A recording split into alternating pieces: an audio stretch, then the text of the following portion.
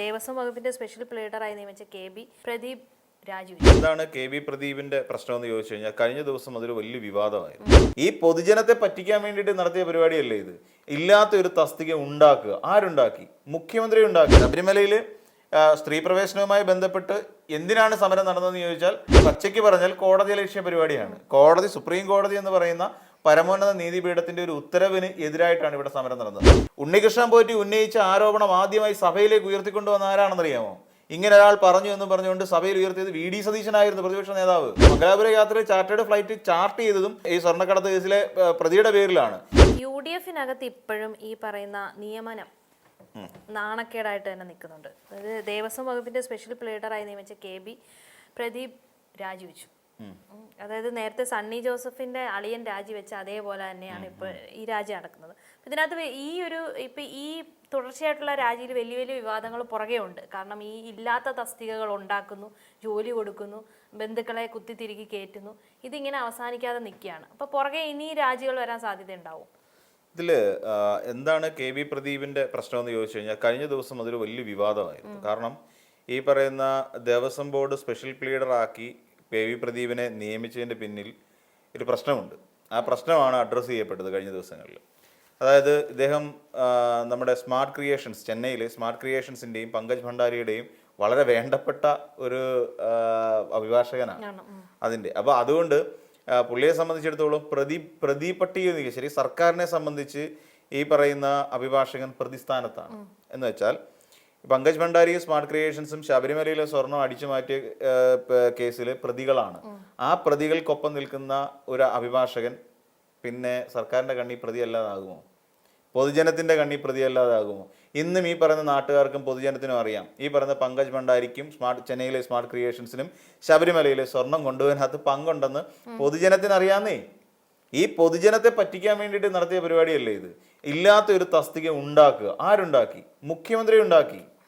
അത് പറഞ്ഞത് പുറത്തു നിന്നുള്ള പ്രതിപക്ഷ നേതാവ് പിണറായി വിജയൻ അല്ല പറഞ്ഞത്. ദേവസ്വം ബോർഡ് വകുപ്പ് മന്ത്രി ഇതിനെക്കുറിച്ച് പറയുന്നത്. ഇല്ലാത്ത ഒരു തസ്തിക ഉണ്ടാക്കിക്കൊണ്ടൊരു നിയമനം നടത്തുക. ഇത് ഈ പൊതുജനം അറിയുമ്പോൾ ഉണ്ടാകാവുന്ന ഒരു പ്രശ്നത്തെക്കുറിച്ച് എപ്പോഴെങ്കിലും ആലോചിച്ചിട്ടുണ്ടോ? ഇപ്പം എനിക്ക് തോന്നുന്നു ശബരിമല അയ്യപ്പ സേവാ സമിതിയോ അങ്ങനെ എന്തോ പറയുന്ന ഒരു സമിതി, രജിസ്റ്റേർഡ് സംഘടനയാണ്. അവരിപ്പോൾ പറയുന്നു അന്ന് സ്ത്രീ പ്രവേശനവുമായി ബന്ധപ്പെട്ടുകൊണ്ട് നടത്തിയ കേസുകളെല്ലാം പിൻവലിക്കണം എന്ന് പറയുന്ന ഒരു ആവശ്യം അവർ ഉന്നയിക്കുന്നുണ്ട്. അതോടൊപ്പം തന്നെ അവർ വേറെ ശബരിമലയുമായി ബന്ധപ്പെട്ടുകൊണ്ടുള്ള കുറേയധികം കാര്യങ്ങളുമായി ബന്ധപ്പെട്ട്, അതായത് CBI അന്വേഷണത്തിന് ഈ പറയുന്ന കേസ് അന്വേഷണം വിടണം എന്ന് പറയുന്ന ഒരു ആവശ്യവും അവർ ഉന്നയിച്ചിട്ടുണ്ട്. ഇത് രണ്ടും കൂടെ നമുക്ക് ചേർത്ത് വായിക്കേണ്ട ഒരു പ്രശ്നമാണ്. ശബരിമലയിൽ സ്ത്രീ പ്രവേശനവുമായി ബന്ധപ്പെട്ട് എന്തിനാണ് സമരം നടന്നതെന്ന് ചോദിച്ചാൽ പച്ചയ്ക്ക് പറഞ്ഞാൽ കോടതി ലക്ഷ്യ പരിപാടിയാണ്. കോടതി, സുപ്രീം കോടതി എന്ന് പറയുന്ന പരമോന്നത നീതിപീഠത്തിന്റെ ഒരു ഉത്തരവിന് എതിരായിട്ടാണ് ഇവിടെ സമരം നടന്നത്. അത് നമുക്ക് മാറ്റിവെക്കാം. CBI അന്വേഷണത്തിന് വിടണം, SITക്ക് ഇപ്പോൾ പോരാ. അതായത് ഇന്ന് നടന്നുകൊണ്ടിരിക്കുന്ന ശബരിമല സ്വർണ്ണക്കൊള്ളയുമായി ബന്ധപ്പെട്ടുകൊണ്ടുള്ള കേസിൽ ശബരിമലയിൽ പിന്നെ ഈ CBI അന്വേഷണത്തിന് വിടണം. ശുപാർശ ചെയ്യുമോ ഈ സംസ്ഥാന സർക്കാർ? അങ്ങനെ ഒരു അന്വേഷണത്തിന് ഞങ്ങൾ തയ്യാറാണ്. ഇപ്പം നമുക്കറിയാം നവീൻ ബാബുവിൻ്റെ കേസ് വന്നു. DM ആയിരുന്ന നവീൻ ബാബുവിൻ്റെ മരണവുമായി ബന്ധപ്പെട്ടുകൊണ്ട് അതിൻ്റെ വിവിധ തലങ്ങളെക്കുറിച്ച് അന്വേഷിക്കാൻ വേണ്ടി CBIക്ക് ശുപാർശ ചെയ്തു. ശുപാർശയ്ക്കേ പറ്റൂ. കാര്യം അത് കോടതിയിൽ കിടക്കുന്ന കേസായതുകൊണ്ട് തന്നെ ശുപാർശ ചെയ്യുക എന്ന് മാത്രമേ ഉള്ളൂ ചെയ്യാൻ. അങ്ങനെ ശുപാർശ നടത്തി. അപ്പോൾ ഇവിടെ അതുപോലെ കോടതിയുടെ മേൽനോട്ടത്തിൽ നടക്കുന്ന, കേരളത്തിലെ ഹൈക്കോടതിയുടെ മേൽനോട്ടത്തിൽ നടക്കുന്ന ഒരു കേസിനെ CBIക്ക് വിടാൻ വേണ്ടിയിട്ട് നമ്മുടെ സംസ്ഥാന സർക്കാർ തയ്യാറാകുമോ അല്ലെങ്കിൽ ശുപാർശ ചെയ്യുമോ? ഇതും അറിയേണ്ടതുണ്ട്. അത് പിന്നെ ഇവിടെ നിന്നിട്ട് വേണം, കോടതി വഴിയാണ് അത് പോകേണ്ടത്. അതും നമുക്ക് അറിയേണ്ട ഒരു കാര്യം. ഇപ്പം ഇവിടെ നമ്മൾ ആലോചിക്കേണ്ടത് ഈ പറയുന്ന സ്മാർട്ട് ക്രിയേഷൻസിൻ്റെ അഭിഭാഷകനെ എന്തിനാണ് തിടുക്കപ്പെട്ട് ഇല്ലാത്ത തസ്തിക ഉണ്ടാക്കിക്കൊണ്ട് പുള്ളിയെ നിയമിച്ചത്? അതും ദേവസ്വം ബോർഡ് സ്പെഷ്യൽ പ്ലീഡറാക്കി ഹൈക്കോടതിയിലേക്ക് എന്തിനു നിയമിച്ചു? ഈ ഒരു ചോദ്യത്തിനുള്ള മറുപടി തരേണ്ടത് ദേവസ്വം ബോർഡ് വകുപ്പ് മന്ത്രിയോ അല്ലെങ്കിൽ ആ നിയമിച്ച മുഖ്യമന്ത്രിയോ ആണ്. ഇത്രയും നേരത്തിനകം ഇതുവരെ അദ്ദേഹത്തിനോട് രാജി ആവശ്യപ്പെട്ടു. നല്ല കാര്യമാണ്, പുള്ളി രാജി വെച്ചോളൂ. എന്തിനാണ് രാജി ആവശ്യപ്പെട്ടത്? ധാർമ്മികതയല്ല. അത് ധാർമ്മികതയല്ല രാജി ആവശ്യപ്പെട്ടത്. രാജി ആവശ്യപ്പെട്ടതിന് അത് പൊളിറ്റിക്സ് ആണ്. രാജി ആവശ്യപ്പെടാനുള്ള കാരണം ഒരു പ്രതിഷേധം ഉയർന്നപ്പോൾ ഞങ്ങൾ കണ്ടില്ലേ, അയാളെ പടിക്ക് പുറത്താക്കി, അയാളുടെ നിർബന്ധ ബുദ്ധിയാൽ ഞങ്ങൾ രാജി ആവശ്യപ്പെട്ടു, അയാളെ പുറത്താക്കി. ഇത് പൊളിറ്റിക്സാ, ജനങ്ങളുടെ കയ്യടി മേടിക്കാൻ വേണ്ടിയിട്ട്. അല്ലാതെ ഇതിനകത്ത് ധാർമ്മികതയുടെ തെല്ലുമില്ല. ധാർമ്മികതയുടെ ഏതെങ്കിലും ഒരു ചെറിയ അംശം ഉണ്ടായിരുന്നെങ്കിൽ ഒരിക്കലും ഈ പറയുന്ന KB പ്രദീപ് എന്ന് പറയുന്ന ഒരു വ്യക്തി ഇവിടെ അങ്ങനെ നിയമിതനാകില്ല. ഇതിനെക്കുറിച്ച് മുരളീധരൻ എന്ന് പറയുന്ന ദേവസ്വം ബോർഡ് വകുപ്പ് മന്ത്രിയോട് ചോദിച്ച ചോദ്യത്തിൽ അദ്ദേഹം പറഞ്ഞ എന്താ, ശത്രുവിന്റെ അല്ലെങ്കിൽ പ്രതിസ്ഥാനത്ത് നിൽക്കുന്ന ഒരാളുടെ അഭിഭാഷകൻ അല്ലെങ്കിൽ പ്രതിസ്ഥാനത്ത് നിൽക്കുന്ന ഒരു വേണ്ടപ്പെട്ട ഒരാൾ നമ്മുടെ ഇടയിലേക്ക് വരുന്ന വളരെ നല്ലതാണ്, നമുക്കത് ഗുണം ചെയ്യും, അതായത് പ്രതിയെ തകർക്കാൻ വേണ്ടി ഉപയോഗിക്കാൻ പറ്റും, അത്ര വലിയ തന്ത്രപരമായ നീക്കമാണ് എന്ന് നാണമുണ്ടോ ഈ മുരളീധരൻ എന്ന് പറയുന്ന മന്ത്രിക്ക് പറയാൻ? സത്യത്തിൽ അതാണോ പറയേണ്ടിയിരുന്ന മറുപടി? അത് ഞങ്ങൾ കൂടുതൽ പരിശോധിക്കാം. ഇവിടെ നോക്കൂ, ബെന്നി തോമസ് ആരെ, നമ്മുടെ സണ്ണി വക്കീലിന്റെ അളിയൻ. സണ്ണി വക്കീലിന്റെ അളിയൻ എത്ര പെട്ടെന്നാണ് തീരുമാനം കൊടുത്തിട്ട് പെട്ടെന്ന് അതും പിന്നെ അഡീഷണൽ സെക്രട്ടറി ആയിട്ട് നിയമിക്കുക. അപ്പം ഇതെന്താ, എന്താണ് അഡീഷണൽ സെക്രട്ടറി? ഒരു പഞ്ചായത്ത് പ്രസിഡന്റ് ആയിരുന്നതിന്റെ ക്വാളിറ്റി അല്ല അഡീഷണൽ സെക്രട്ടറിക്ക് വേണ്ടത്. അവിടെ അല്ലെങ്കിൽ അവിടുത്തെ DCCയിൽ നേതാവായിരുന്നതിന്റെ പവർ അല്ല വേണ്ടത്. പുള്ളി മന്ത്രി ഇല്ലാത്ത സമയത്ത് അല്ലെങ്കിൽ മന്ത്രിയുടെ അഭാവത്തിൽ മന്ത്രി ചെയ്യേണ്ട കാര്യങ്ങൾ അവിടുത്തെ ഉദ്യോഗസ്ഥരെയും ബാക്കിയുള്ള സെക്രട്ടറിമാരെയും കൊണ്ട് ചെയ്യിക്കുക എന്ന് പറയുന്ന വളരെ പ്രാധാന്യമുള്ള ഒരു ജോലിയാണ് ഈ പറയുന്ന അഡീഷണൽ സെക്രട്ടറി എന്ന് പറഞ്ഞാൽ. ആ പദവി കൊടുത്തു. പിന്നെ ഇദ്ദേഹത്തെ സംബന്ധിച്ചിടത്തോളം പണിയില്ല, വകുപ്പ് മന്ത്രിയാണ് ശരിക്കും പറഞ്ഞ വൈദ്യുതി വകുപ്പ് മന്ത്രി.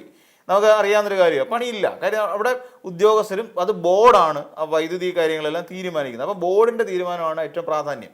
അതുകൊണ്ട് തന്നെ മന്ത്രിക്ക് വലിയ പണിയൊന്നും അക്കാര്യത്തിലില്ല. പിന്നെ വല്ല പർച്ചേസും എല്ലാം വരുവാണെങ്കിൽ മാത്രമേ ഉള്ളൂ. അപ്പം നിലവിലത്തെ സാഹചര്യത്തിൽ ഇനിയിപ്പോൾ ലോഡ് ഷെഡിങ് അല്ലല്ലോ, ഇപ്പം ലോഡ് ഷെഡിങ് ഇല്ല, പവർ കട്ടില്ല, ഇപ്പോൾ പവർ ഫെയിലുവർ എന്ന് പറയുന്ന പുതിയൊരു വേർഡ് അവർ കൊണ്ട് ഇംപ്ലിമെന്റ് ചെയ്യുകയും ചെയ്തിട്ടുണ്ട്. അപ്പം ഇവിടെ ഒന്നാമത്തെ വിക്കറ്റ് അവിടെ വീണു. എന്തിനായിരുന്നു അങ്ങനെ ഒരു നിയമനം നടത്തിയത്?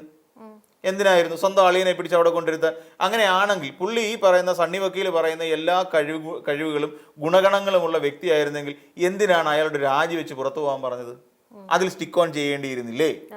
എന്നാൽ അതിന് പകരം അദ്ദേഹത്തിനോട് രാജി ആവശ്യപ്പെടുകയും ബെന്നി തോമസ് രാജിവെച്ച് പോവുകയും ചെയ്തപ്പോൾ നമുക്ക് മനസ്സിലായി ഇത് അനധികൃതമായി നടന്ന നിയമനമാണ് എന്നുള്ള കാര്യം നമുക്ക് ബോധ്യപ്പെട്ടു. കഴിവില്ലാത്ത ഒരാളെ ആ സ്ഥാനത്തേക്ക് കൊണ്ടുവന്നു എന്നല്ലേ ബോധ്യപ്പെടുക. അതേസമയം പിന്നെ എന്തുകൊണ്ടാണ് അത് കൃത്യമായി പറയാൻ കഴിയാതെ പോയത്?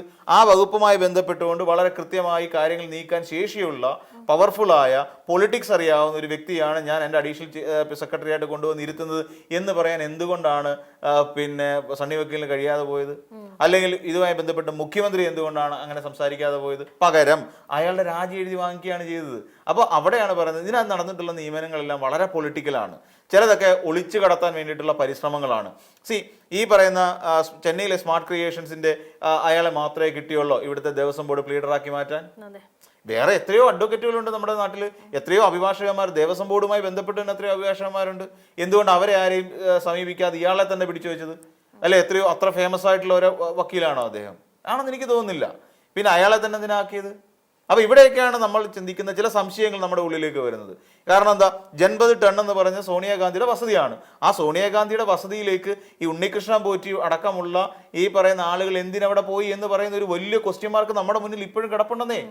ആര് കൊണ്ടുപോയി, എന്തിനു പോയി, അവിടെ വെച്ച് എന്ത് ചർച്ച ചെയ്തു, അവിടെ സോണിയാഗാന്ധിക്ക് നൽകിയ സമ്മാനം എന്തായിരുന്നു എന്നൊക്കെ പറയുന്ന വലിയ ചോദ്യം നമ്മുടെ മുന്നിൽ ഇപ്പോഴും നിൽപ്പുണ്ട്. ആ ചോദ്യത്തിനൊന്നും ഇത് നമുക്ക് മതിയായ ഉത്തരം കിട്ടിയിട്ടില്ല. അതും രാജ്യത്തെ ഏറ്റവും ഉന്നതയായ ഒരു കോൺഗ്രസ് നേതാവിന്റെ വീട്ടിലാണ് ഉണ്ണികൃഷ്ണൻ പോറ്റി എന്ന് പറയുന്ന ഒരാൾ അവിടെ എത്തിയത്. ഉണ്ണികൃഷ്ണൻ പോറ്റി ഉന്നയിച്ച ആരോപണം ആദ്യമായി സഭയിലേക്ക് ഉയർത്തിക്കൊണ്ടുവന്ന ആരാണെന്നറിയാമോ? ഇങ്ങനെ ഒരാൾ പറഞ്ഞു എന്ന് പറഞ്ഞുകൊണ്ട് സഭയിൽ ഉയർത്തിയത് VD സതീശനായിരുന്നു, പ്രതിപക്ഷ നേതാവ്. അവിടുത്തെ ദ്വാരപാലക ശില്പത്തിന്റെ പീഠം കാണാനില്ല എന്ന് പറയുന്ന പരാതി സഭയിലാണ് വരുന്നത്, നിയമസഭയിലാണ് വരുന്നത്. അവിടെ നിന്നാണ് അന്വേഷണത്തിന് ഉത്തരവിട്ട് കഴിഞ്ഞപ്പോൾ ഏറ്റവും ഒടുവിൽ എന്ത് സംഭവിച്ചു? ഉണ്ണികൃഷ്ണൻ പോറ്റിയുടെ സഹോദരിയുടെ, തിരുവനന്തപുരത്തുള്ള സഹോദരിയുടെ വീട്ടിൽ നിന്നും ആ പീഠം കണ്ടെത്തുന്ന ഒരു രീതിയിലേക്ക് വന്നില്ലേ? അവിടെ നിന്നാണ് ഉണ്ണികൃഷ്ണൻ പോറ്റി എന്ന് പറയുന്ന ഒരു പഠിച്ച കള്ളനാണ് എന്നുള്ള വസ്തുത മനസ്സിലാക്കുന്നത്. ഈ ഉണ്ണികൃഷ്ണൻ പോറ്റിയെ സംബന്ധിച്ചിടത്തോളം ഉണ്ണികൃഷ്ണൻ പോറ്റിക്ക് എല്ലാ കോൺഗ്രസിലെ നേതാക്കന്മാരോട് നല്ല ബന്ധമാണ്. അടൂർ പ്രകാശിനെ ഈന്തപ്പഴം കൊണ്ട് കൊടുത്ത ആളാണ്. ആന്റോ ആന്റണിക്ക് വേറെ എന്തോ കൊണ്ട് കൊടുക്കുകയും ചെയ്തു. സോണിയാഗാന്ധിക്ക് കയ്യെ ചരട് കെട്ടിക്കൊടുത്ത ആളാണ്. അതോടൊപ്പം തന്നെ അജയ് തറയിലിന്റെയും നമ്മുടെ പ്രയാർ ഗോപാലകൃഷ്ണന്റെയും കാലത്താണ് അദ്ദേഹം ദേവസ്വം ബോർഡിൽ പരികർമ്മിയായിട്ട് 2004 അദ്ദേഹം ഇവിടെ വരുന്നത്. അപ്പം ഇതെല്ലാം ഈ കോൺഗ്രസിന്റെ അറിവും സമ്മതത്തോടും കൂടി തന്നെ നടന്ന പ്രക്രിയകളാണ് എന്ന് നമുക്ക് മനസ്സിലാക്കേണ്ടി വരും. അപ്പം അതുകൊണ്ട് തന്നെ ചെന്നൈ സ്മാർട്ട് ക്രിയേഷൻസ് എന്ന് പറയുന്ന ആ സ്ഥാപനം സ്വർണം മോഷ്ടിച്ച കേസിലെ പ്രതിയാണ്. സ്വർണ്ണ ഈ കൊള്ളക്കേസിൽ അതാണ് പറഞ്ഞത്. ഈ വിവാദം ഉണ്ടാക്കിയ സാഹചര്യത്തിൽ ഈ പറയുന്ന വളരെ ആര്യട മുഹമ്മദിന്റെ ബന്ധുവിനെ കാണാനായിട്ട് VD സതീശൻ പോയായിരുന്നല്ലോ മംഗലാപുരത്തേക്ക്. അത് ചാർട്ടേഡ് ഫ്ലൈറ്റിൽ ആരാണ് ഒപ്പം ഉണ്ടായിരുന്നത്? സ്വർണ്ണക്കടത്ത് കേസിൽ ഒരു പ്രതിയായിരുന്നു, പ്രതിസ്ഥാനത്തേക്കുന്ന ഒരാളാണ് ഒപ്പം ഉണ്ടായിരുന്നത്. ഇപ്പൊ നമ്മൾ ഇതെല്ലാം കൂട്ടിച്ചേർത്ത് വായിക്കേണ്ടി വരും. പിന്നെ മംഗലാപുരം യാത്രയിൽ ചാർട്ടേഡ് ഫ്ലൈറ്റ് ചാർട്ട് ചെയ്തതും അയാളുടെ പേരിലാണ്. ഈ സ്വർണ്ണക്കടത്ത് കേസിലെ പ്രതിയുടെ പേരിലാണ്. ഇവിടെ സ്വർണ്ണക്കടത്ത് കേസിൽ പ്രതിസ്ഥാനത്ത് നിൽക്കുന്ന പിന്നെ സ്മാർട്ട് ക്രിയേഷൻസിന്റെ അഡ്വക്കേറ്റിനെ ഇവിടെ സ്പെഷ്യൽ പ്ലീഡറായി നിയമിക്കുന്നു. അതോടൊപ്പം തന്നെ ഈ പരാതി ആദ്യമായി നിയമസഭയിൽ ഉയർത്തിയ വി ഡി സതീശൻ ആര് പറഞ്ഞു എന്ന് പറഞ്ഞിട്ട് ഉണ്ണികൃഷ്ണൻ പോറ്റി പറഞ്ഞു എന്ന് പറഞ്ഞിട്ട് ഈ ഉണ്ണികൃഷ്ണൻ പോറ്റി പിന്നീട് പ്രതിസ്ഥാനത്തേക്ക് വരുന്ന കാഴ്ച നമ്മൾ കാണുന്നു. ഇപ്പൊ മുരാരി ബാബു മരണപ്പെട്ടു പോയി. ഇപ്പൊ അതിനുശേഷം ഇങ്ങോട്ട് നോക്കൂ, ഇതേ ഉണ്ണികൃഷ്ണൻ പോറ്റി രാജ്യത്തെ പരമോന്നതയായ കോൺഗ്രസ് നേതാവിന്റെ വീട്ടിലെത്തി അവർക്ക് സമ്മാനം നൽകിയിരിക്കുന്നു. അടൂർ പ്രകാശ് ഈന്തപ്പഴം കൊണ്ട് കൊടുത്തിരിക്കുന്നു. അതോടൊപ്പം തന്നെ ഇദ്ദേഹത്തിന്റെ വീട്ടിലെ സഹോദരിയുടെ കല്യാണത്തിന് പോയിരിക്കുന്നു അടൂർ പ്രകാശ്. അപ്പോൾ അങ്ങനെ കോൺഗ്രസിലെ സകലമാന ആൾക്കാരും ഈ പറയുന്ന ഉണ്ണികൃഷ്ണൻ പോറ്റി എന്ന് പറയുന്ന ഒരു ബിന്ദുവിലേക്ക് കോൺസെൻട്രേറ്റ് ചെയ്യപ്പെടുന്നു എന്നുള്ളതാണ് അതിനകത്ത് മനസ്സിലാക്കേണ്ടത്. അപ്പോൾ സ്വാഭാവികമായിട്ടും ഇവരെല്ലാം ഒറ്റ കൈയോടുകൂടി നിൽക്കുമ്പോൾ ഉണ്ണികൃഷ്ണൻ പോറ്റി പറഞ്ഞാണെന്നുണ്ട് അവിടെ നിൽക്കുന്നുണ്ടല്ലോ അങ്ങനെ പങ്കജ് ഭണ്ഡാരിയുടെ അഡ്വക്കേറ്റ് ഉണ്ട്, ആ പാവത്തിനെ പിടിച്ച് ഇവിടെ ആക്കിയത് എന്ന് പറഞ്ഞിട്ടുണ്ടാകും. നിങ്ങളുടെ ഒരു സ്പെഷ്യൽ പ്ലീഡർ ആക്കിയത് പുള്ളിക്ക് ഇച്ചിരി ദേവസ്വം ബോർഡുമായിട്ട് കണക്ഷൻ ഉണ്ടല്ലോ, അതുകൊണ്ട് പുള്ളി അങ്ങ് ആക്കിയതെന്ന് പറഞ്ഞിട്ടുണ്ടാവും. അതുകൊണ്ടാണ് ഇല്ലാത്ത തസ്തിക ഉണ്ടാക്കി ആ തസ്തികയിൽ പോസ്റ്റ് ചെയ്ത് ഈ ഇല്ലാത്ത തസ്തിക ഉണ്ടാക്കി എന്ന് പറഞ്ഞിരിക്കുന്നതും കെ മുരളീധരനാണ്. അപ്പോൾ ഇവർ തമ്മിലുള്ള ആശയഭിന്നത ഇപ്പോൾ തുടങ്ങിയിട്ടുണ്ട്. അത് വേറൊരു സത്യാവസ്ഥയാണ്. അപ്പം ഇങ്ങനെയാണ് ആ നിയമനം നടന്നിട്ടുള്ളത്. അപ്പോൾ അതുകൊണ്ട് തന്നെ അയാൾ രാജിവെച്ചതിനെ ഭയങ്കര ധാർമ്മികതയായിപ്പോയി എന്ന് ആരും കരുതണ്ട. ഇത് വെറും പൊളിറ്റിക്കലായിട്ടുള്ള ഗിമിക്സ് മാത്രമാണ് നടന്നിരിക്കുന്നത്. തൽക്കാലം കണ്ണിൽ പൊടിയിടുക എന്നുള്ളത് മാത്രം.